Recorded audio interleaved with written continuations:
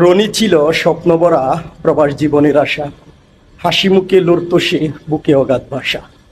ব্রেনস্টুকে থেমে গেল তরুণ জীবন তার, রিয়াদের সেই হাসপাতালে নিভে গেল দীপের আগার। লক্ষ্মীপুরের তুরাবগঞ্জে আছে সুখের ছায়া, মায়ের চোখে জোরে শুধু রুদন বেঝামায়।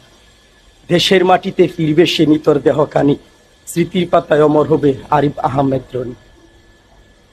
আসলে প্রতিদিনেই এরকম প্রবাসীদেরকে নিয়ে কথাগুলো বলি, খুবই খারাপ লাগে। মানে প্রবাসীরা, এই যে প্রবাসী ভাই ব্রেনস্টুকে মারা গিয়েছে সৌদি আরবে, আল্লাহ তাআলা ওনাকে জান্নাত নসিব করুক, ওনার ফ্যামিলিকে ধৈর্য ধরার তৌফিক দান করুক। কিন্তু এগুলো কেন হয়, কি কারণে হয়? সব থেকে বেশি যেটা হয় সেটা হলো দুশ্চিন্তা, পারিবারিক কলহ। তাই পরিবারকে বলবো, আপনারা যারা প্রবাসী আসবে তাদেরকে প্রচুর সাপোর্ট করবে। আপনাদের সাপোর্ট কিন্তু অনেক শক্তি। আপনারা যদি সাপোর্ট না করেন তাহলে তো এভাবে প্রবাসীরাই শেষ হয়ে যাবে, তাই না? আল্লাহ তাআলা সকল প্রবাসীকে হেফাজত করুক।